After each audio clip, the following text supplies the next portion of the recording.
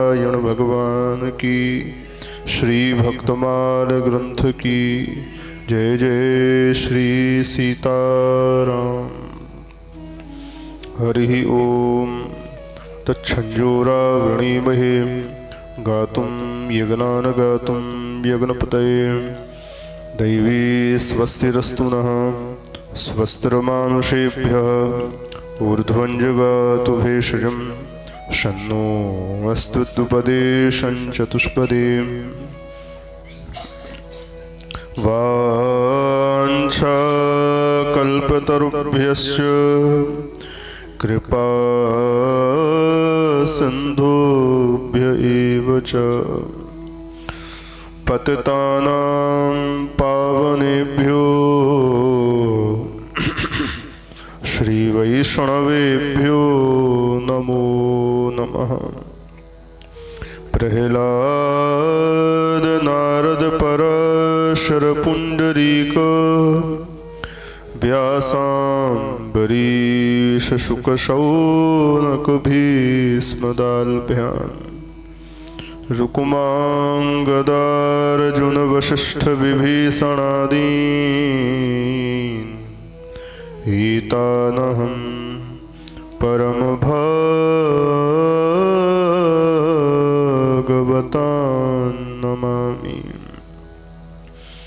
श्री गुरु अग्रदेव आज्ञादयी भक्तन को यश गाव, भवसागर से तरन को नाहि नान उपाव। बार बार वंदन करूं श्रीनाभायन, काढ़यो गावा वेद को श्री भक्तमाल रस देन।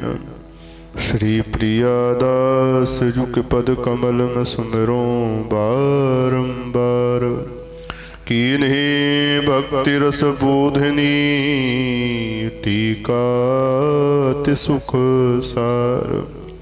श्री हरि जो आय विराजिए कथा सुनो इतिहास। तुम श्रोता भक्तमाल के तुम पद रज मम आस। तुम पीछे जो और हूँ श्रोता है रसखान, तिनके सकल मनोरथ पुजबहु श्री भगवान। भक्त भक्ति भगवंत गुरु चतुर नाम बपु एक, इनके पग बंदन किए नाशत विघ्न अनेक। लक्ष्मी नाथ समारंभां नाथयामुन मध्यमाम्, अस्मदाचार्य पर्यन्तां वन्दे गुरु परम्पराम्। यो नित्यमच्युत पदां भुजयुग्मरुक्म व्यामोहतस्तदितराणि तृणाय मेने। अस्मद्गुरोर्भगवतोऽस्य दयैकसिन्धोः रामानुजस्य चरणौ शरणं प्रपद्ये। श्री शाण्डिल्याभयवंशवारिधिविधुं श्रीकौशलेशार्चकम् विश्वक्सेनयतीन्द्रदेशकपदद्वन्द्वारविन्दाश्रितम्।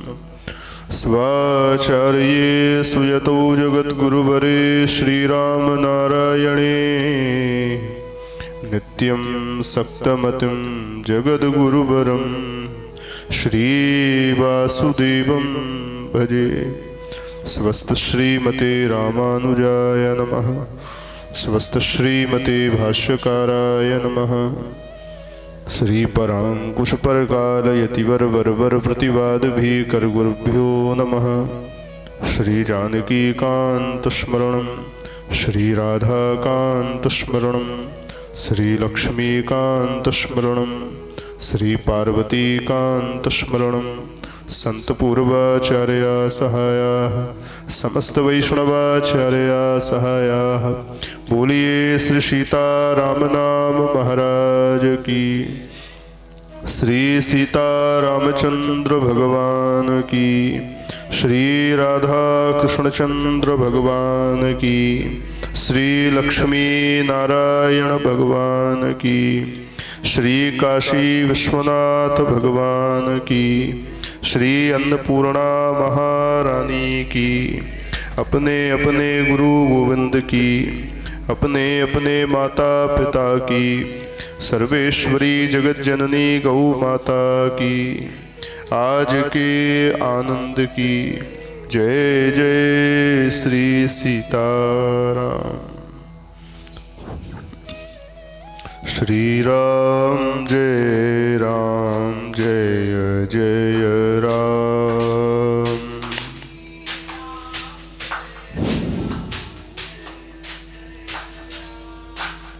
श्री राम जय राम, जय जय राम।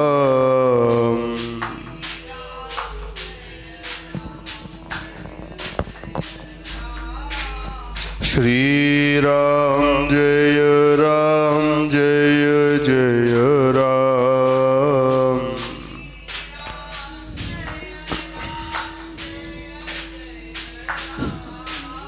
श्री राम जय राम, जय जय राम।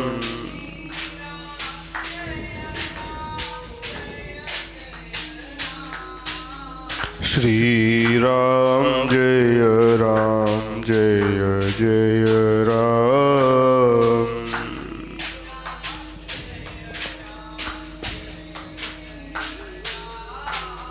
श्री राम जय राम, जय जय राम।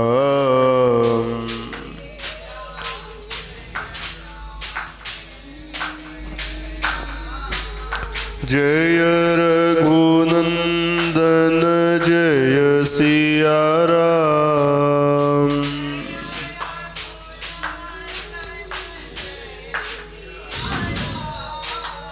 जय रघुनंदन जय सिया राम।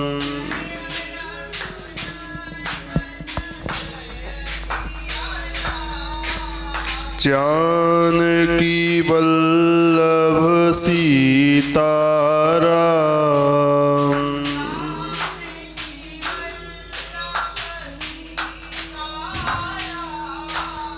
जानकी वल्लभ सीता राम।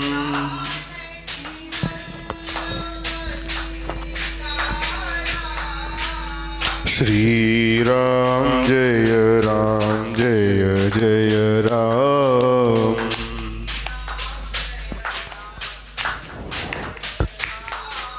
श्री राम जय राम, जय जय राम।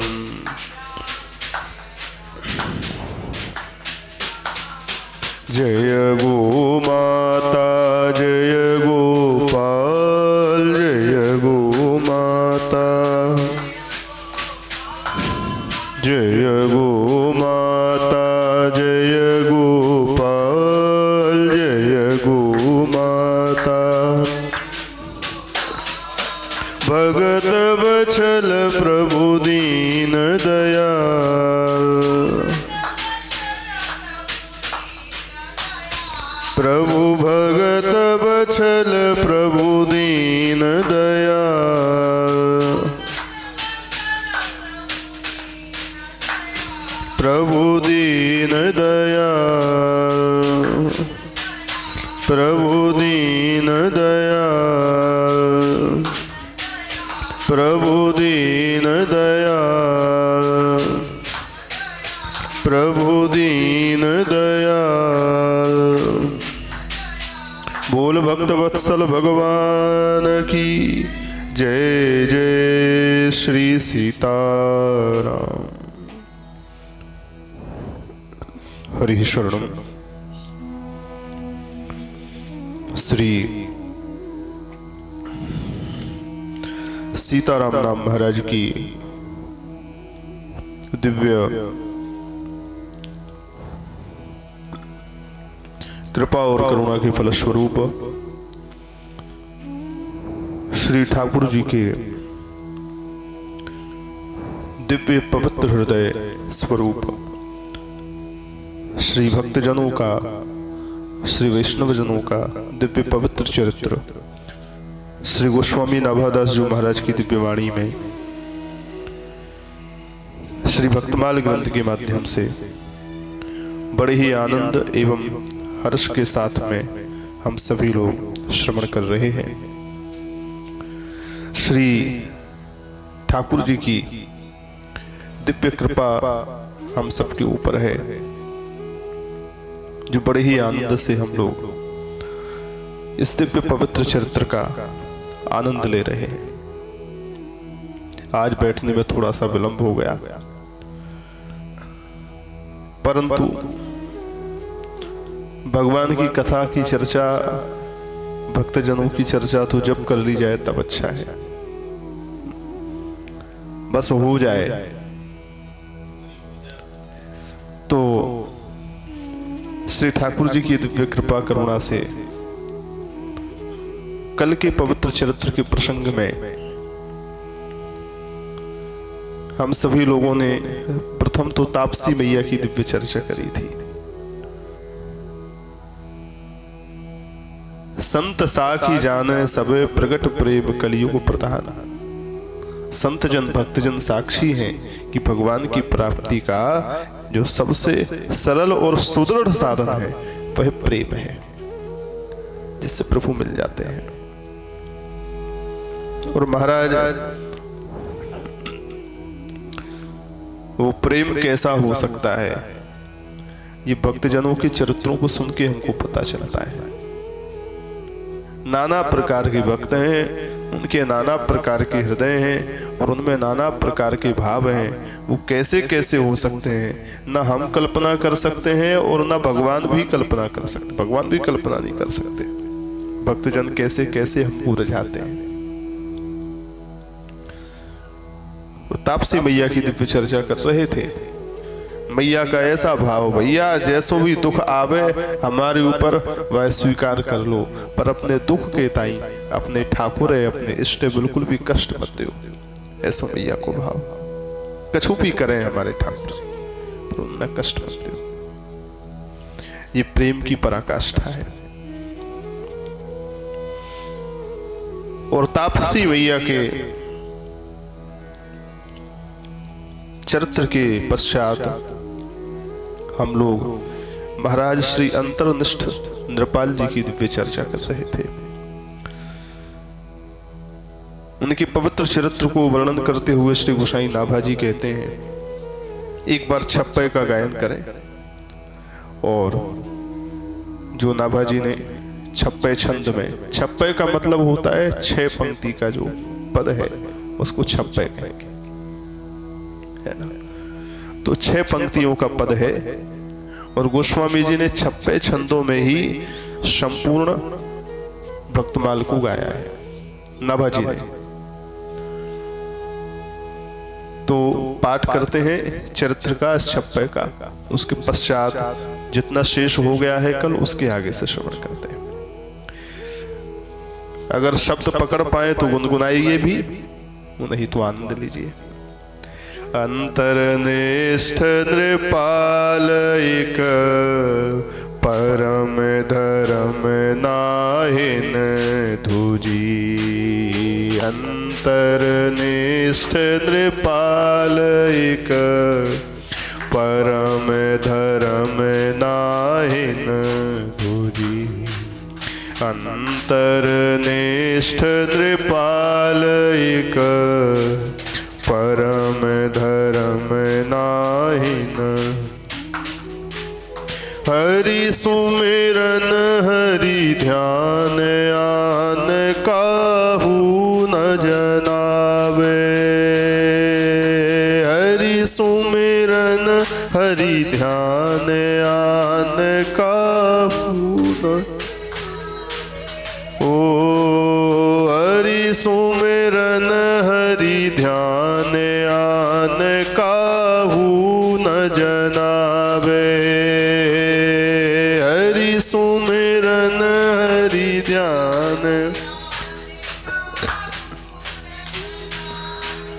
अलग न यही विधि रहे अंगना मरम न पावे, अलग न यही विधि रहे अंगना मरम न पावे। नेत्रावश शोभूप बदन ते नाम उचार्यो, नेत्रावश शोभूप बदन ते नाम उचार्यो। रानी पति पर रीझ बहुत बसुता पर बार्यो, रानी पति पर रीझ बहुत बसुता पर बार्यो। ऋषिराज सोची कहो नारी सो, आज भक्ति मेरी कुजी। ऋषिराज सोची कहो नारी सो, आज भक्ति मेरी कुजी।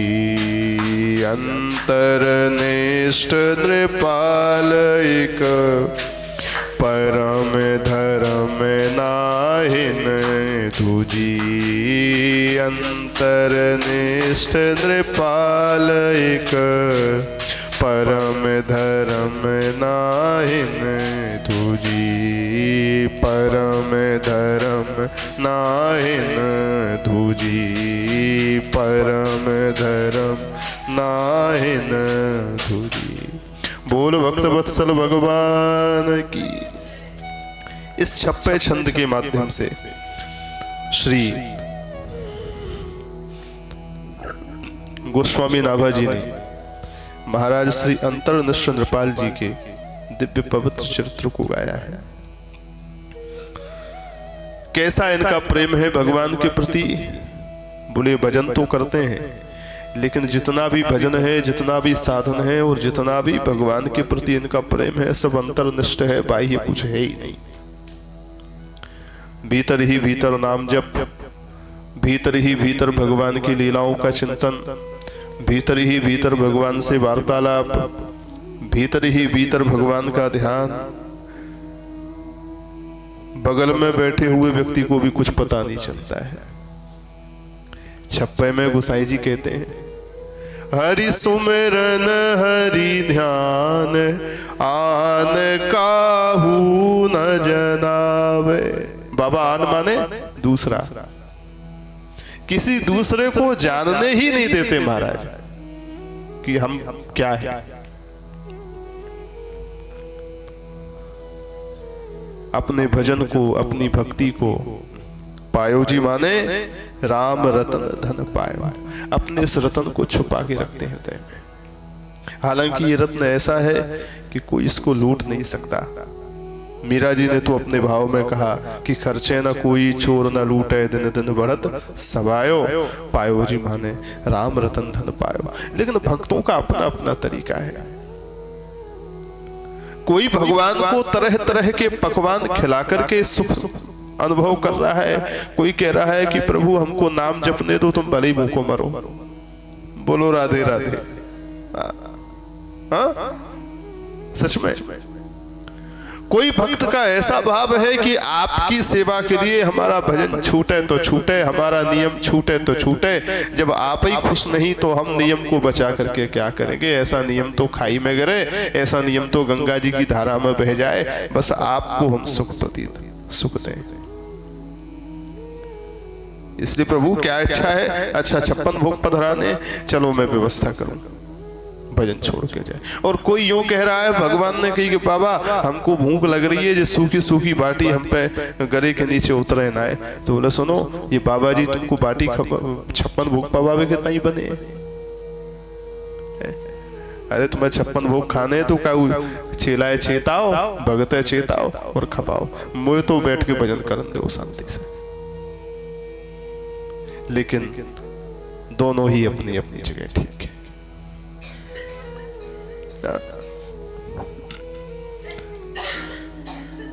शास्त्र कहते हैं कि ब्राह्म मुहूर्त में ठाकुर जी को जगाओ। मैया पानी की व्यवस्था करें। शास्त्र कहते हैं कि ब्राह्म मुहूर्त में सुबह के समय ठाकुर जी का उत्थापन करके फिर भगवान की सेवा शुरू करो। रात्रि के समय ठाकुर जी के शयन आरती हो जाती है, ठाकुर जी शयन कर जाते हैं। यही शास्त्रों की पद्धति है पूजा सेवा की। मंदिर उसके कपाट सुबह खुलते हैं, शाम को रात को बंद हो जाते हैं। पर एक संत थे बाबा, ठाकुर जी की सेवा पूजा करते शालिग्राम भगवान की।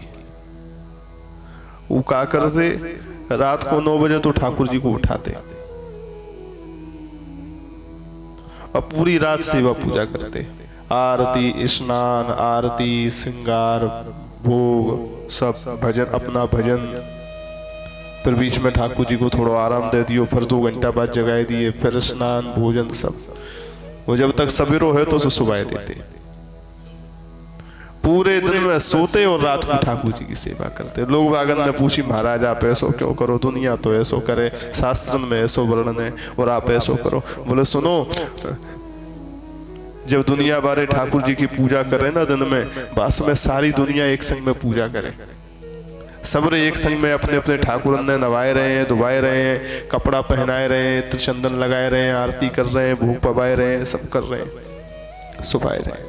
हमारे ठाकुर जी बड़े व्यस्त रहे, तो भाई समय हम भी करेंगे तो ठाकुर जी उतने आनंद से हमारी सेवा स्वीकार ना कर सके।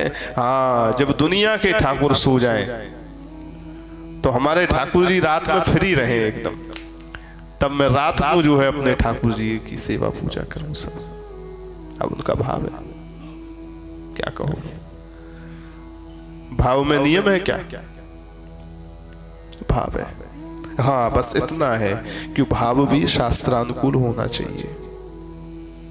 वो अलग समझ आ जाएगा कि ये भाव सच में शास्त्र के अनुकूल ही है या प्रतिकूल ही है, वो देख के पता चल जाएगा। शास्त्र के समस्त नियमों का उद्देश्य है भगवान के प्रति समर्पण, भगवान के प्रति विशुद्ध प्रेम। अगर वह प्रेम आपके भाव में झलक रहा है तो फिर कोई दिक्कत नहीं है, भले ही वो वस्तु शास्त्र में ना लिखी हो पर चलेगी।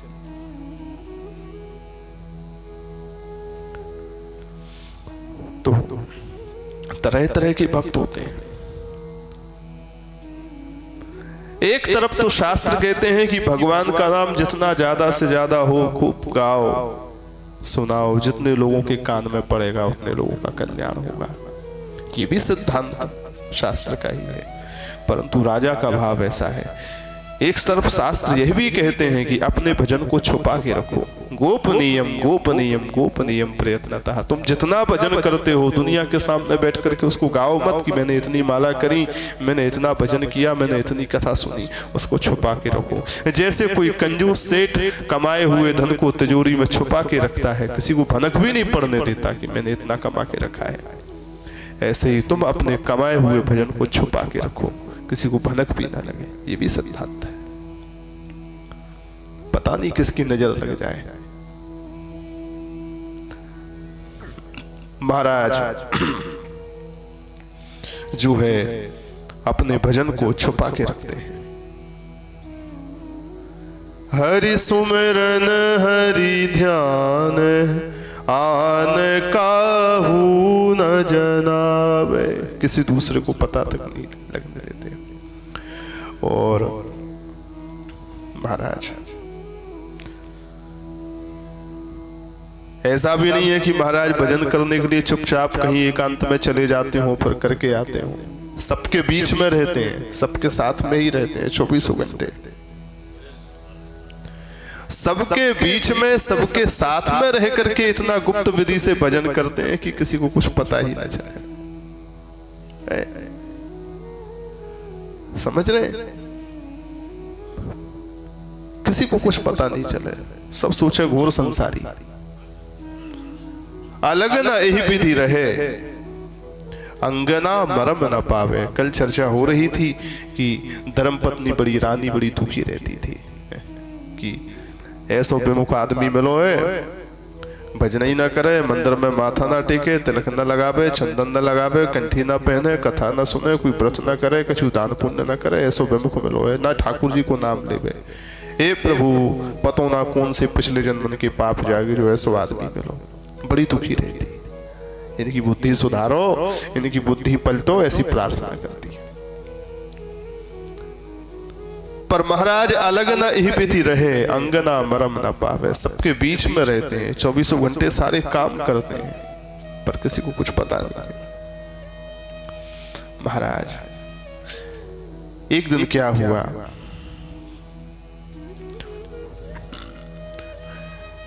महाराज रात को सो रहे थे, मरम न जान्यो निश शोभत पिछान्यो। महाराज रात को सो रहे थे, रानी अपनी चिंता में सो रही थी। तिया हरि भक्त कहे पति पे न भक्त पायो, रहे मुरझायो मन सोच बढ़ियो भारी है। श्री प्रियादास जी कहते हैं तिया हरि भक्त, धर्म पत्नी रानी तो बड़ी भक्ता है, परंतु मन में एक ही कष्ट है, पति पे न भक्त पाया। मैंने पति भक्त नहीं पाया। अगर पति भी भक्त हो जाता तो जोड़ा बन जाता, बड़े आनंद से भजन करती। रहे मुरझायो, उसका मन बड़ा कष्ट में रहता है, चिंता में रहता है, सूख रही है थी अंदर ही अंदर चिंता के मारे। तो महाराज रात को जब वनवास में अंतःपुर में राजा और रानी जब विश्राम कर रहे थे, शैया पे सो रहे थे साथ में, राजा को भी मतलब नहीं, क्योंकि वो तो जनाते नहीं, चिंतन भजन तो 24 घंटे चलता है, वो आराम से लेटे, वो रानी से नहीं बतियाते। और रानी अपनी चिंता में सो रही। ऐसो पे मुख मिलो जाए मतलब ही ना है भजन से। ये अपने चिंतन में और ये अपनी चिंता में सो रहे थे। पर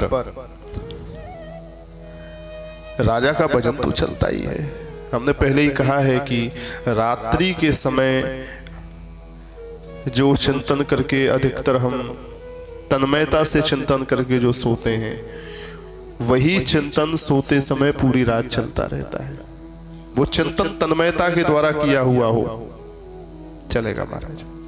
इसलिए संत जनों की आज्ञा है कि रात्रि को भगवत चिंतन करके तन्मयता से सोना चाहिए।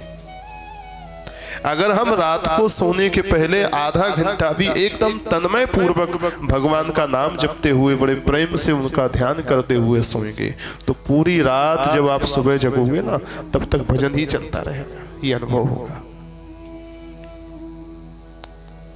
और महाराज इसलिए मनु महाराज की मनुस्मृति में आज्ञा है, प्रत्यहम प्रत्यवेक्षेत नरश्चरतमात्मनः किन्नु में पशुभिस् तुल्यम किन्नु सत्पुरुषैरति। रात को सोते समय हर व्यक्ति को सोने के पहले, नींद के पहले अपना आकलन करना चाहिए। महाराज मनु कहते हैं जो हमारे आदि पुरुष हैं, जिनकी हम संतान हैं, जिनके कारण हमको मानव और मनुष्य की उपाधि दी गई, वो महाराज मनु कहते हैं अपनी स्मृति में कि रात को सोते समय हर पुरुष को, हर जीव को, हर स्त्री को अपना आकलन करके, चिंतन करके सोना चाहिए। चिंतन क्या करना है? बोले किन्नु में पशुभिस् तुल्यम किन्नु सत्पुरुषैः रति। आज मेरा सुबह जब से मैं जगा, दिन भर मैंने जो जो कर्म किए, जो जो काम किए, अब रात को सोने जा रहा हूँ, मैंने जो जो दिन भर में काम किए, वो मेरी एक एक क्रिया, वो मेरा एक एक काम सत्पुरुषों के समान था, महापुरुषों के समान था, संतों के समान था, अथवा पशुओं जैसा था, पापियों जैसा था, दुष्टों जैसा था। मेरा काम आज का कैसा था?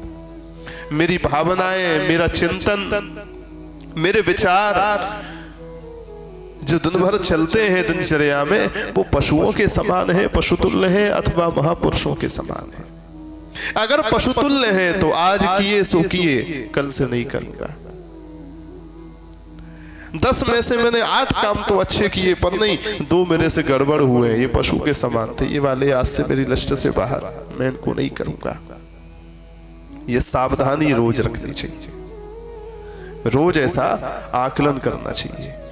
मेरा जीवन संतों के समान हो रहा है या पशुओं के समान हो रहा है? और रात को भगवत चिंतन करते हुए, भगवान का नाम जपते हुए तन्मयता से सोना चाहिए।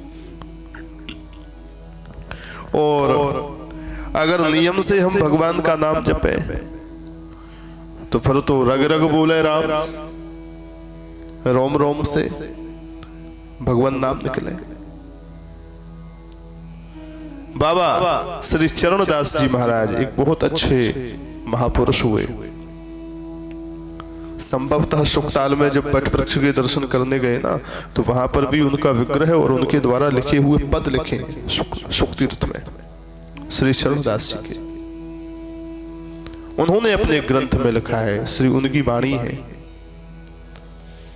8 मास मुख सो जपे,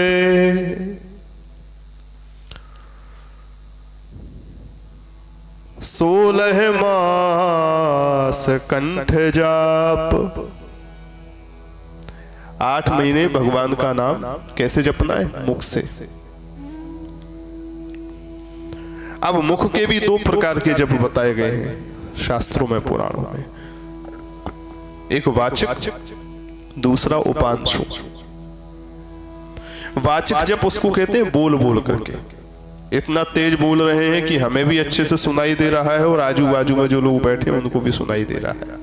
सीताराम सीताराम सीताराम सीताराम सीताराम सीताराम, श्री राम जय जय राम, श्री राम जय जय राम, केशव राधे गोविंद माधव राघव, श्री कृष्ण गोविंद हरे मुरारे, हे नाथ नारायण वासुदेव, श्री कृष्ण शरणं मम, श्री कृष्ण शरणं मम, श्री कृष्ण शरणं मम, श्री कृष्ण शरणं मम, श्रीमन्नारायण चरणौ शरणं प्रपद्ये, श्रीमते नारायणाय नमः। जो भी आपको गुरु से मंत्र मिला है वाचिक जपने के लिए, उठते बैठते चलते फिरते जपने के लिए, उसको आप जपें। ये वाचिक है, बोल बोल के जपना। बोल बोल के जपने की जो पद्धति है, ये प्रारंभ की पद्धति है, ये पहली सीढ़ी है।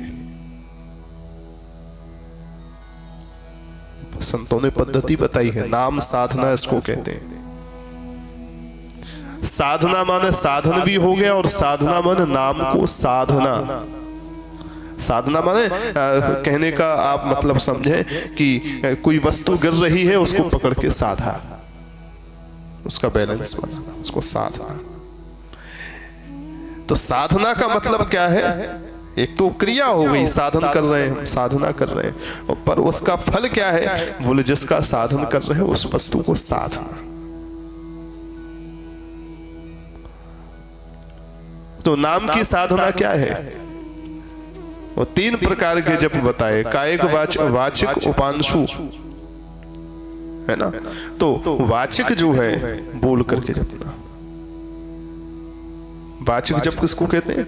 बोल करके जपना। और उपांशु जप वह होता है बाबा जो बोल तो रहे हैं परंतु इतनी आवाज आ रही है कि किसी दूसरे को नहीं सुनाई दे रही, खाली हमारे कानों को सुनाई दे रही है। सीताराम सीताराम सीताराम सीताराम सीताराम सीताराम सीताराम सीताराम। अब माइक में तो थोड़ी तेज लग रही है, लेकिन खाली हमको सुनाई दे रही है।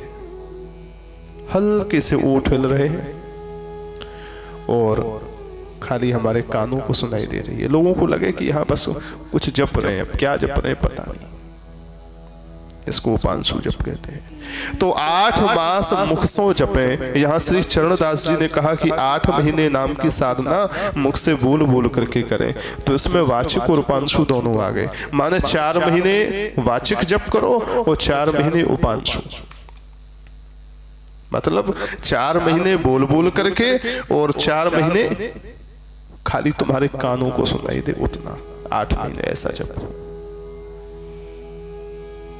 संतों ने तो पद्धति में 12 घंटे का नियम बताया है, कम से कम 12 घंटे होना चाहिए। 12 घंटे ना कर सको तो 6 घंटे करो, 6 घंटे ना कर सको तो 3 ही घंटा करो, 3 घंटा ना कर सको तो 1 ही घंटा करो, पर नियम से करो।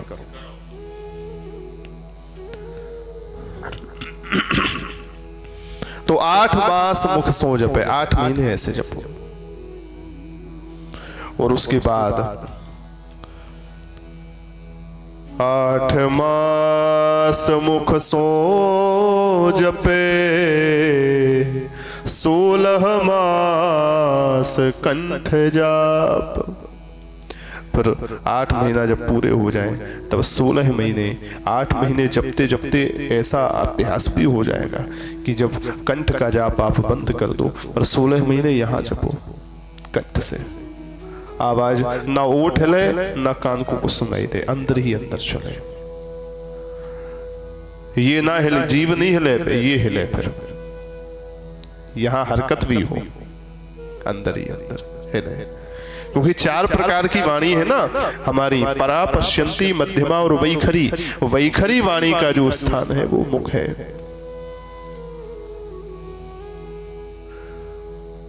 और मध्यमा वाणी का जो स्थान है वो कंठ है, और पश्यंती वाणी का जो स्थान है वो हृदय है, और परावाणी का जो स्थान है वो नाभि है। अब हम लोगों की वैखरी वाणी तो जागृत है, ये जो बोलते हैं ना, ये वैखरी वाणी है जो हम लोग जिसमें व्यवहार कर रहे हैं। मनुष्य लोग जिस वाणी के द्वारा व्यवहार करते हैं उस वाणी का नाम है वैखरी, जो सब लोग कर रहे हैं।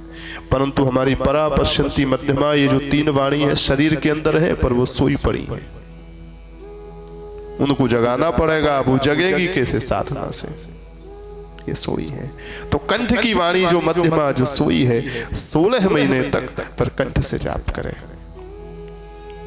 सुमरन करे, ध्यान करे, और ऐसा उसमें कल्पना करे कि अब हमारा जाप यहाँ से हो रहा है। तो शुरू में तो भैया सोया हुआ आदमी है, नया नया जब काम होगा तब तो थोड़ा दिक्कत आएगी, लेकिन 10-20 दिन करोगे तो 10-20 दिन में फिर हरकत होने लगेगी। बोलो जय सिया राम। आपको अनुभव होगा जब होने लगेगा, जब वो जग गई ना तो चलने लगेगा। कितने दिन करना है? 16 महीने, 16 मास कंठ जाप। 32 मास हृदय जपे। 16 के दूने कितने हो गए? 32। 32 महीने बाबा हृदय से जपो। 16 महीने कंठ से जपने के बाद जब ये साधना 16 महीने की पूरी हुई, फिर मुख का, कंठ का तो बंद है ही, और फिर आप आ जाओ हृदय से जपो। यहाँ भी हमारी पश्यंती वाणी है, यहाँ से जपो, चिंतन करो यहाँ जप हो रहा है। धीरे धीरे एकदम जब खुल जाती है तो एकदम बढ़िया आवाज आएगी। ऐसा नहीं है कि वाणी माने वाणी है, जो बोले वो वाणी, जो बोले वो वाणी सुनाई देगी तुमको भीतर, वो अनुभव होगा, लेकिन उसकी साधना करनी पड़ेगी। हृदय से जपो, और 32 महीने हृदय से जपने के बाद 64 मास नाभि से जपना है। 64 महीने नाभि से। यहां पे हमारी परावाणी है। अब 16, 32, 8, 16, 32, 64 का टोटल करेंगे तो कितना हो जाएगा? 16, 8, 24, 32, 24, 56 है ना, और 64 और 56 120 है ना। कितने महीने हो गए टोटल? 120। अब 120 महीने में बाबा कितने साल रह जाएंगे? 10 साल रह जाएंगे। 10 साल रह जाएंगे ना, क्योंकि 12 महीने का 1 साल, वो 12 दसारम 120, 10 साल में 120 महीना रह जाएंगे। तो 10 वर्ष अगर हम साधना करें तो उसका परिणाम क्या निकलेगा? पाल साहब बोले, रग रग बोले राम। रग रग बोले राम का मतलब जिस नाम की आपने साधना की है, अथवा जिस मंत्र की आपने साधना की है, वो जो है आपके रोम रोम से, रोम रोम से चलेगा, आपको सुनाई देगा। जहां आवाज लगाओगे वहां। अभी पूर्व में चर्चा की थी श्री नामदेव जी के प्रसंग में, जब श्री नामदेव जी का चरित्र चल रहा था, तो श्री नामदेव जी की शिष्या श्री करमेती बाई ना, संभवतः श्री करमेती बाई नहीं, जनाबाई, भक्तिमती श्री जनाबाई जी के प्रसंग में हम लोगों ने चरित्र में चर्चा भी करी थी कि जनाबाई कंडे थापती है तो उसके कंडे में से विट्ठल विट्ठल विट्ठल विट्ठल की ध्वनि होती है। माने ऐसी नाम की साधना को करने वाला जिसने नाम को साध लिया, जिस भक्त के रोम रोम से भगवान नाम निकल रहा है, ऐसा भक्त जिसको छू देगा, वो जड़ भी हो उसमें से भी नाम प्रकट हो जाता है। वो जड़ भी हो उसमें से भी नाम आ जाएगा, करंट लग जाएगा। एक रग रग बोले राम। नर्मदा नदी के किनारे एक संत लेटे थे, अवधूत वेश था, ऐसे ही विश्राम कर रहे थे। कोई दूसरे संत वहां पे घाट पे घूम रहे थे, उन अवधूत को ऐसे ही लेटे हुए देखा, ऐसे ही लेटे थे। संध्या का समय था, सांझ का। शास्त्रों की आज्ञा है संध्या के समय कुछ काम मत करो, सर्वम त्यक्त्वा हरिं भजेत। सांझ के समय तो केवल भगवान का भजन करना चाहिए और कोई काम नहीं करना चाहिए। चत्वारीमानि कर्माणि संध्यायां परिवर्जयेत, आहारम मैथुनम निद्राम स्वाध्यायम च विशेषतः। 4 काम तो बिल्कुल नहीं करने चाहिए। आहारम, सांझ के समय भोजन मत करो, जब दोनों ब्रिया मिल रही हो, दिन और रात का मिलन हो रहा हो, उस समय भोजन मत करो, भगवत चिंतन करो। मैथुनम, संध्या के समय विषय भोग मत करो, कोई शारीरिक क्रिया मत करो। निद्राम, संध्या के समय सो मत। और स्वाध्याय विशेषतः, संध्या के समय अध्ययन भी नहीं करना चाहिए, स्वाध्याय भी नहीं करना चाहिए। तो बोले करें क्या? बोले सर्वम त्यक्त्वा हरिं भजेत। संध्या के समय तो केवल और केवल भगवान का भजन करना चाहिए। भक्त भजन के अतिरिक्त तो कुछ और काम करोगे तो दोष लगेगा, उसका कुछ ना कुछ गलत परिणाम आपको मिलेगा। तो महाराज संध्या का समय था, अवधूत लेटे थे नर्मदा नदी के घाट पर। दूसरे संत निकले तो उन्होंने कहा, अरे राम राम, देखो ये संत हैं संध्या के समय और जो है सो रहे हैं, लेटे हैं, कम से कम उसमें भजन करना चाहिए। तो आवाज लगी, अरे उठ बैठो, उठ बैठो, कछु भगवान को नाम ले लो। तो नहीं उठे, लेटे रहे। फिर कहा, अरे उठ बैठो, कछु ठाकुर जी को नाम ले लो। कैसे संत हो, कैसे बाबा बैरागी हो, संध्या के समय सो रहे हो। जब 2-3 बार कहा तो बाबा का फिर मन नहीं माना। बाबा उठ करके बैठ गए और उठ करके बैठे और बोले, इधर आओ। उनको बुलाया जो कह रहे थे, वो बुला करके अपने पाम के अंगूठे के पास कहा, बोले इधर कान लगाओ। कान लगाया तो सीताराम सीताराम सीताराम सीताराम सीताराम सीताराम आवाज आ रही थी। अब बोले अब इधर से हाथ कान हटाओ, इधर लगाओ। इधर लगाया तो वहां से भी सीताराम सीताराम सीताराम सीताराम आवाज आ रही थी। अब बोले तेरा मन जहां हो वहां लगा ले कान। बोले तेरे को दिख रहा है कि मैं लेटा हुआ हूं, लेकिन मेरा भजन तो 24 घंटे रोम रोम से चल रहा है। अब ऐसे जो संत कोटि के भक्त महापुरुष हैं, पर उनके लिए क्या शास्त्र मर्यादा, वो तो जो कर दे वही शास्त्र बन जाता है। शास्त्रों की मर्यादाएं हम जैसे तुच्छ लोगों के लिए हैं, परंतु भजन करते करते, भक्ति की साधना करते करते जो उसकी चरम स्थिति तक पहुंच जाते हैं, वो तो शास्त्र की साधना से सिद्ध हो चुके हैं। वो भी सिद्ध शास्त्र के ही द्वारा हुए हैं, वो तो सिद्ध हो चुके हैं, पर वो तो जो करते हैं वो शास्त्र बन जाता है। महाजनो येन गतः सपंथा, महापुरुष जिस रास्ते से गए हैं वही हमारा रास्ता है। हमें रास्तों की जरूरत नहीं है, मुझे तेरे पैरों के निशान मिल गए हैं। तुम जहां जहां से गए हो हम तो वहीं वहीं आ जाएंगे, क्योंकि हमको ये पता है तुम जहां गए हो वो ठिकाना ठीक है। तो महाराज कहने का मतलब क्या है ये नाम एक साधना है। और महाराज की श्री अंतरनिष्ठ नृपाल एक परम धर्म नाहिन दूजी, ये परम धर्म में इतने निष्ठ थे, अंतरनिष्ठ थे कि इनकी साधना ऐसी ही थी। कोई जानता ही नहीं है, कोई बाह्य क्रिया नहीं, माथे पे तिलक नहीं, कंठ में कंठी नहीं, कथा सुनने बैठना नहीं, मंदिर में जाना नहीं, जब तब तीर्थ कुछ करना नहीं, कोई बाह्य क्रिया नहीं, लेकिन स्थिति ऐसी। अब महाराज मैं कह रहा था कि दोनों ही सैया पर लेटे हैं, महाराज अपने चिंतन में लेटे हैं। रानी को लगा कछु ये तो एकदम संसारी है, कछु राजकाज की चिंता में लगे होंगे। अब वो अपनी चिंता में, पति पे न भक्त पाए, सो गए दोनों। महाराज अपना भगवत चिंतन करते करते सो गए और रानी चिंता करते करते सो गई। अचानक मध्य रात्रि का समय रहा। मध्य रात्रि के समय महाराज की नींद खुली और नींद खुली तो नींद खुलते ही हड़बड़ा करके उठे, और हड़बड़ा करके उठे तो भगवान का नाम निकला। अब हुआ क्या था? बोले हुआ यूं था कि महाराज तो तन्मयता से भगवान के नाम और भगवान की लीला का चिंतन करते करते सो गए, क्योंकि अंदर से तो अंतर्निष्ठ भक्त थे ही, उनको भगवान की दिव्य लीलाओं का दिव्य अनुभव होता था। बिहारी जी के राधा गोविंद के भक्त थे और जुगल किशोर के भक्त थे। तो महाराज जुगल किशोर के भक्त थे, उनको जो है अनुभव होता था सुंदर।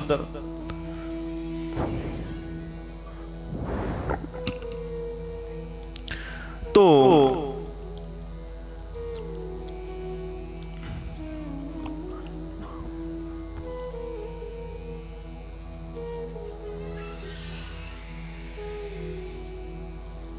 उनको अनुभव होता था। तो महाराज जो है चिंतन करते करते, लीला चिंतन करते करते सो गए। अब जब महाराज लीला चिंतन करते करते सो गए तो लीला चिंतन करते करते ठाकुर जी की दिव्य लीला का दर्शन स्वप्न में हो रहा था। स्वप्न में ही भगवान के साथ महाराज लीला में थे, उस लीला का अनुभव कर रहे थे। और उसी अनुभव में श्री महाराज ने जो है अनुभव किया कि श्री राधा गोविंद मेरे को छोड़ करके चले गए। अटखेली, ठाकुर जी तो जो है अटखेली करते हैं। लीला में भगवान के साथ थे, भगवान बड़ा सुंदर प्यार दुलार बरसा रहे थे, और उसी प्यार दुलार में ठाकुर जी अटखेली करके महाराज को ऐसी कुछ लीला दिखाए कि भाग गए। और जैसे ही भागे तो जैसे एक भक्त की भगवान के विरह में जो दशा होती है, वही दशा उनकी हुई। अरे राम राम, हमारे ठाकुर हमको छोड़ के भाग रहे हैं। महाराज जो है घबराए गए। हे देव, हे दयत, हे भुवनैक बंधो, हे कृष्ण, हे चपल, हे करुणैक सिंधु, हे नाथ, हे रमण, हे नयनाभिराम, हा हा कदानु भवताशि पदम त्रिशूर में। हे ठाकुर जी, आप मेरे को छोड़ करके जा रहे हैं, आप कब मेरे नयन पथ पर आएंगे? मेरे नेत्रों के रास्ते पर दर्शन देने के लिए आप कब आएंगे? ऐसे जब भगवान का विरह स्वप्न में उनको हुआ तो उसी विरह में अचानक ही, स्वप्न में तो सब सच ही लगता है ना, जगने के बाद पता चलता है कि अरे ये तो सपना है। जब तक स्वप्न रहता है तब तक तो वो अपना ही लगता है, सच्चा ही लगता है। तो महाराज को लगा कि ठाकुर जी छोड़ करके गए, तो अचानक ही क्या हुआ? बोले नाम निकस्यो बिहारी है। नींद खुली और नींद खुल करके अचानक ही मुख से निकल गया, हे बिहारी, जोर से निकला व्याकुलता में, हे बिहारी। जैसे ही बिहारी निकला, रानी बगल में सो रही। रानी ने जैसे ही राजा के मुख से बिहारी जी का नाम सुना, एकदम आश्चर्यचकित हो गई, बड़ी प्रसन्न हो गई। अरे राम राम राम राम, आज हमारे महाराज ने पहली बार ठाकुर जी को नाम लीनो है। पहली बार ठाकुर जी को नाम लिया, बड़ी प्रसन्न हो गई। सुनत ही रानी प्रेम सागर समानी, सुनत ही रानी। महाराज प्रेम के समुद्र में, आनंद के समुद्र में वो रानी महारानी तो डूब गई, नृत्य करने लगी। जय हो जय हो ठाकुर जी, मेरे जन्म जन्म के व्रत, मेरे दान पुण्य, मेरी कथा, मेरी भक्ति सब सफल है गई। रोज तुमको दंडवत करके यही प्रार्थना करती कि जो तुम्हारो भगत है जाए हमारो प्रियतम हो जी। आपने बड़ी कृपा करी, या के मुख से आपको नाम न करो। बड़ी प्रसन्न हो गई और महाराज के मुख से स्वप्न में निकला हे बिहारी, और उनको पता नहीं चला वो पर सो गए। निकला पता नहीं चला, सो गए। रानी बड़ी प्रसन्न हो गई, रानी को बड़ी चैन की नींद आई। जैसे ही प्रातः काल हुआ तो प्रातः काल आते ही रानी आज बड़ी खुश थी। नींद कहां आई प्रसन्नता के मारे रात को। जैसे ही सुबह हुआ, सुबह उठते ही जल्दी से स्नान ध्यान करके बढ़िया सा बड़ी सी शाटिका बढ़िया धारण करके सुंदर श्रृंगार करके प्रफुल्लित होकर के और जो है ठाकुर जी की सेवा पूजा की। और सेवा पूजा करने के बाद ब्राह्मण ने खूब दान दक्षिणा देनी, साधु संतन ने खूब भंडारे करके दान दक्षिणा देनी, पूरा महल सजवा दिया। सेवकों को बुला करके कहा जाओ ढोल नगाड़े बजा करके कह दो पूरा नगर सजा दे बाहर। रानी है, आज्ञा का पालन तो होगा ही। महाराज महल सज गया, अंतःपुर सज गया, पूरा नगर सज गया। संतों के भंडारे, ब्राह्मणों की दान दक्षिणा चल रही है, ढोल नगाड़े बज रहे हैं, बैंड बाजे बज रहे हैं, उत्सव बन रहा है, सब नाच रहे हैं। राजा को बड़ा आश्चर्य हुआ, आज है क्या? आज कोई कृष्ण जन्माष्टमी है नहीं, रामनवमी है नहीं, मन में सोच रहे हैं, क्योंकि भक्त तो वो भी है। आज कोई कृष्ण जन्माष्टमी है नहीं, रामनवमी है नहीं, नृसिंह चतुर्दशी है नहीं, वामन द्वादशी है नहीं, महाशिवरात्रि है नहीं, और कोई वैसो उत्सव को कोई दिन है नहीं। हरियाली तीज तो कल है, आज तो है ना। आखिर के ये चक्कर कहा है बाबरो? पूरे के पूरे नगर में एकदम आनंद हो रहा है, सब नाच रहे हैं, गा रहे हैं। रानी भी भोर संपत्ति लुटाई, मानो नृपति जी आ रही है, संपत्ति लुटाई रही है। आखिर के चक्कर क्या है? किसी ने रानी से पूछा इतना संपत्ति क्यों लुटा रही हो? तो रानी ने कहा मैं इसलिए लुटा रही हूं क्योंकि आज मेरे महाराज का दूसरा जन्म हुआ है। किसी के घर में किसी बालक का जन्म होता है तो जैसे माता पिता प्रसन्नता पूर्वक उसके जन्म महोत्सव के समय सब सजवाते हैं, बैंड बाजे बजवाते हैं, दान दक्षिणा लुटाते हैं, है ना, याचकों को। उसी प्रकार से अब तक इनका जो जीवन रहा, कल चर्चा चल रही थी, जीवत शब सम 14 प्राणी। अब तक तो ये भगवान से विमुख थे, इसलिए मुर्दे ही थे। असली जन्म तो इनका आज हुआ है, इसलिए महाराज के जन्म महोत्सव के उपलक्ष्य में आज मैं ये सब लुटा रही हूं। मानो नृपति जी आ रही है। महाराज ठीक है, राजा का भी मन नहीं माना। राजा ने ही रानी से पूछा, देवी आज आखिर के ऐसा क्या है, तुम इतने उत्साह पूर्वक इतना सब कुछ लुटा रही हो? देखो तो नगर सजा है, महल सजा है, अंतःपुर सजा है, साधु संत ब्राह्मणों को बड़ा संपत्ति लुटाई जा रही है। आज कौन सा उत्सव है, आखिर के क्या है ऐसा? रानी ने प्रसन्नता पूर्वक राजा को दंडवत प्रणाम करते हुए हृदय से लगाते हुए कहा, महाराज आज आपका नया जन्म हुआ है, आज आपका जन्म महोत्सव है, इसलिए ही ये सब उत्सव चल रहा है। बोले मेरा जन्म? रानी ने पूरी बात बता दी। महाराज जीवन में पहली बार तरस गए मेरे कान इसको सुनने के लिए। जीवन में पहली बार मैंने रात को आपके मुख से बिहारी जी का, ठाकुर जी का नाम सुना है। राजा तो आश्चर्यचकित हो गए, उनको पता ही नहीं क्या कहा, क्या सुना है। बोले मैंने सुना है रात को अचानक ही जैसे कोई बड़बड़ाने नहीं लगता है, पता नहीं होता उसको कि मैं क्या बड़बड़ाया। मैंने सुना है रात को अचानक ही आप सोते सोते बिहारी जी का नाम बोल रहे थे, हाँ बिहारी, हाँ बिहारी। तब मेरे को पता चला कि आप तो भगवान के भक्त हैं। पहली बार आपके मुख से भगवान का नाम निकला। उसी प्रसन्नता में जो है मैंने ये उत्सव मनाया है। श्री नाभाजी कहते हैं, निद्रा बस सो भूप बदन ते नाम उचार्यो। निद्रा बस सो भूप बदन ते नाम। रानी पति पर रीज बहुत बसुता पर बार्यो। रानी पति पर रीज बहुत बसु।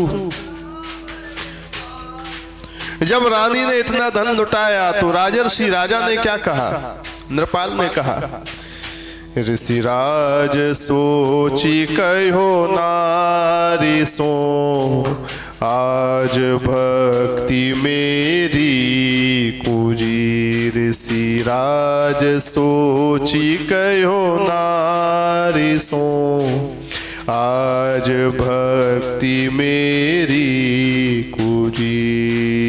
अंतरनिष्ठ नृपाल इक परम धर्म नाहिन तुझी। अंतरनिष्ठ नृपाल एक परम धर्म नाहिन। श्री प्रियादास जी कहते हैं, ऋषिराज सोच कहो नारी सो, आज भक्ति मेरी कुजी। कुजी माने लुट गई। जैसे किसी बहुत बड़े सेठ का खजाना लुट जाए, कोई चोरी करके रह जाए। अरे रानी सच सच बताओ तुम क्या कह रही? बोले महाराज आप जब सो रहे थे तो आपके मुख से बड़बड़ाते समय निकला, हाँ बिहारी, हाँ बिहारी। अरे राम राम राम राम। इतने बरसों से जिस भगवान के नाम को मैंने अपने हृदय की तिजोरी में छुपा करके रखा था, किसी को आज तक भनक ही नहीं लगने दी कि मेरे पास ये धन है। और मेरा धन रात को सोते समय मेरे मुख के द्वार से चुरा करके ले गए, बाहर निकल गया। अरे राम राम, जब हृदय में नाम ही नहीं बचा तो फिर क्या बचा? बस इतनी चिंता हो गई कि मेरा तो सब कुछ लुट गया, मेरे पास कुछ बचा नहीं। मेरा नाम मेरे मुख से निकल के मेरे को छोड़ के चला गया। और महाराज रहो तन ठोर नाम जीवियों बेचारी है। श्री प्रियादास जी कहते हैं, इतना सुनते ही रानी से बात करते करते महाराज के प्राण तत्काल निकल गए, तत्काल निकल गए।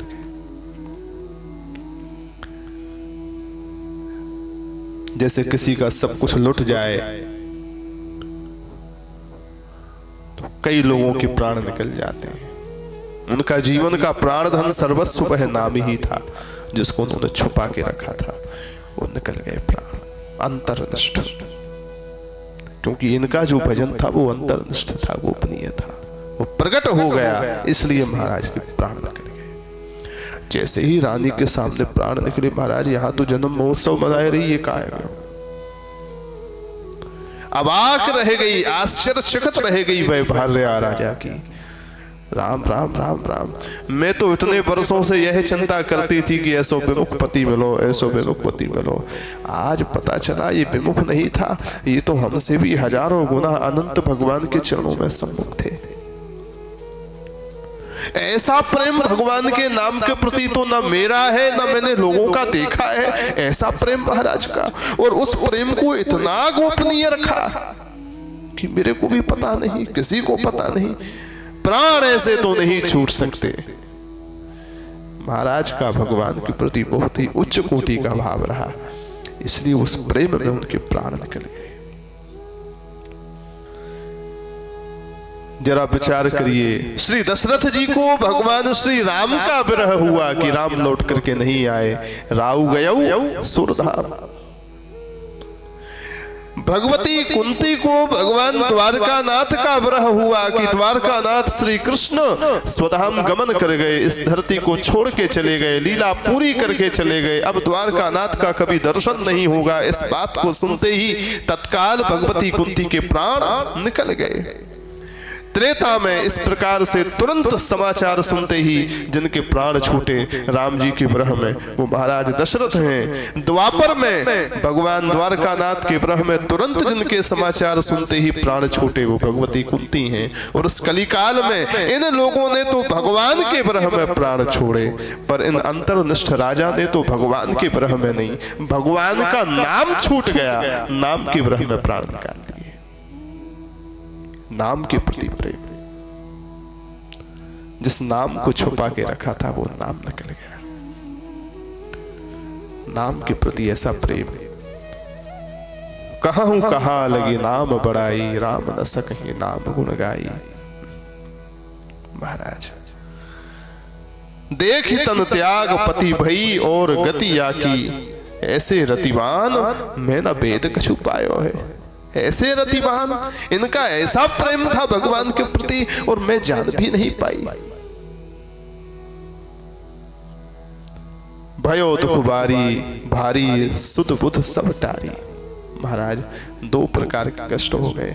एक तो एक पतिव्रता के लिए पति का विरह, पति के प्राणों का परित्याग करना वही असही है, और उसमें भी इस स्थिति में पति के प्राण छूटे कि आज तक विमुख समझती रही, वो जब पता चला कि ये सम्मुख थे तो पर अब कितना आनंद आता, और जो है जब पता चला तब छोड़ के चले गए।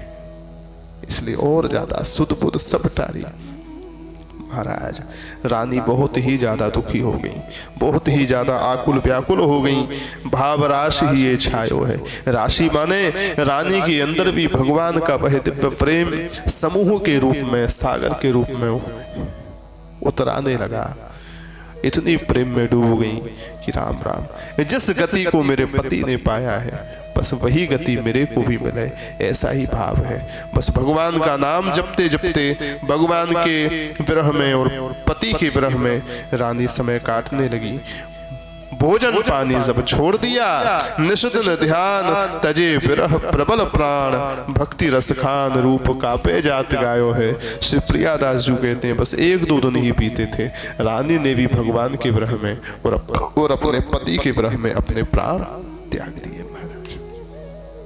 क्या कहना। लोग आश्चर्यचकित होकर के अगर ये पूछें, श्री प्रियादास जी कहते हैं कि ऐसा भी होता है।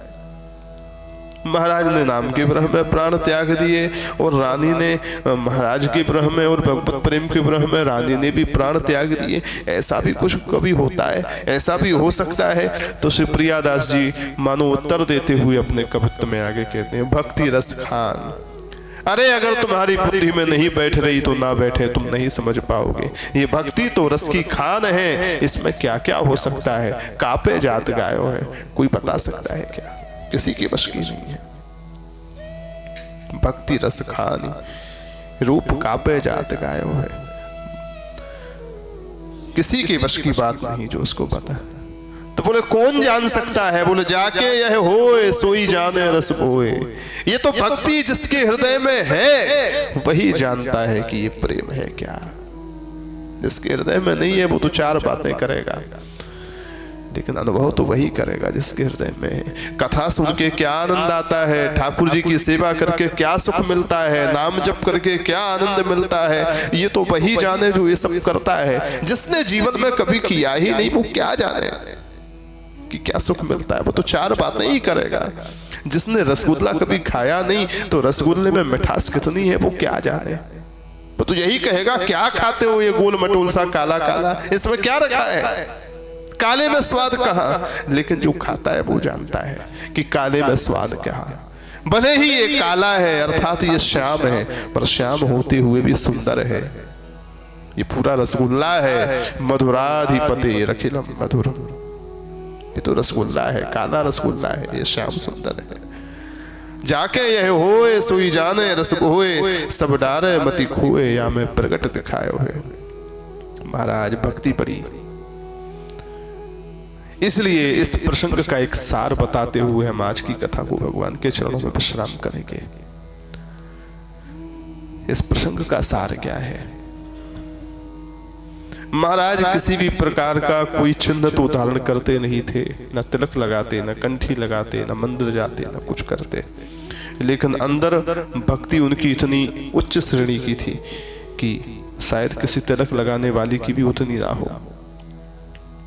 इसलिए महापुरुष कहते हैं जिन्होंने मस्तक पर ऊर्ध्वपुंड लगा रखा है, त्रिपुंड लगा रखा है, कंठी पहन रखी है अथवा रुद्राक्ष धारण कर रखा है, सीताराम जपे अथवा श्री शिवाय नमस्तुभ्यम जपे, ऐसे जो भक्त हैं जो बाह्य चिन्हों को धारण करके रहते हैं, उनको देख करके प्रणाम करो, क्योंकि उनके चिन्ह तो प्रकट दिख ही रहे हैं कि ये भक्त हैं, वैष्णव हैं। ससम्मान प्रणाम करो, उनका सम्मान करो।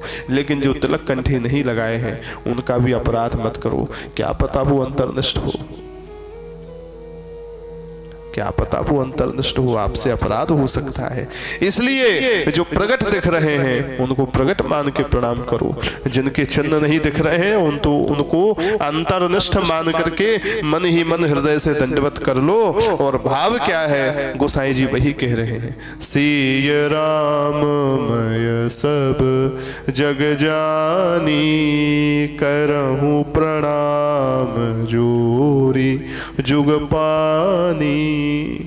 हरि व्यापक सर्वत्र समाना, प्रेमत प्रगट हूँ ही मैं जाना। श्री राम जय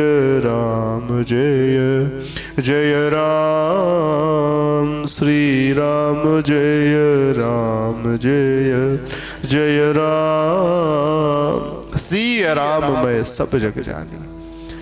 प्रगट दिखे तो वो भी सीताराम जी का स्वरूप है, प्रगट चिन्ह नहीं दिख रहे तो वो अंतर्निष्ठ है, वो भी भगवान का स्वरूप है। ऐसे भाव से करहु प्रणाम, जोर जोग पानी उसको प्रणाम कर लो। ये इस प्रसंग की शिक्षा है। बड़ा ही सुंदर चरित्र है और इस दिव्य चरित्र को भगवत चरणारविंदों में, भागवतों के चरणारविंदों में समर्पित करके हम आज की चर्चा को विराम देते हैं। 2 पल भगवान नाम का गान करेंगे। कल श्री बिल्व मंगल जी महाराज का चरित्र प्रारंभ करेंगे, कुछ दिन तक चलेगा। तो कल से आनंद श्री बिल्व मंगल जी के चरित्र का लेते हैं। आइए 2 बार भगवान के नाम का गान करें। बोल भक्त वत्सल भगवान की। हरि भजन बिना सुख शांति नहीं, हरि भजन बिना, हरि भजन बिना सुख शांति नहीं, हरि भजन बिना। गुरु कृपा बिना भव पार नहीं, गुरु कृपा बिना। श्रीमन्नारायण नारायण नारायण, श्रीमन्नारायण श्रीमन्नारायण नारायण नारायण,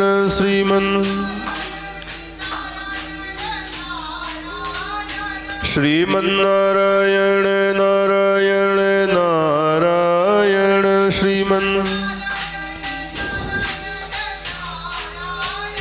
लक्ष्मी नारायण नारायण नारायण, लक्ष्मी नारायण नारायण। बद्री नारायण नारायण नारायण, बद्री नारायण। रंग नारायण नारायण नारायण, रंग नारायण। श्री हरि नारायण नारायण नारायण, श्री हरि नारायण नारायण नारायण, श्री हरि नारायण नारायण नारायण, श्री हरि नारायण नारायण नारायण नारायण नारायण नारायण नारायण। बोल लक्ष्मी नारायण भगवान की। श्री सीता रामचंद्र भगवान की, श्री राधा कृष्णचंद्र भगवान की, श्री राधा कृष्णचंद्र भगवान की, श्री सीता रामचंद्र भगवान की, श्री राघव सरकार की, श्री गोपाल जी महाराज की, श्री माधव जी महाराज की, श्री अयोध्यानाथ भगवान की, श्री हनुमान जी महाराज की, श्री काशी विश्वनाथ भगवान की, श्री अन्नपूर्णा महारानी की, श्री अंतर्निष्ठ नृपाल जी महाराज की, श्री भाष्यकार रामानुस्वामी जी महाराज की, सब संतन की, सब भक्तन की, अपने अपने गुरु गोविंद की, अपने अपने माता पिता की, सर्वेश्वरी जगत जननी गौ माता की। जय जय श्री राधे, जय जय श्री सीताराम। नमः पार्वती पतये, हर हर महादेव।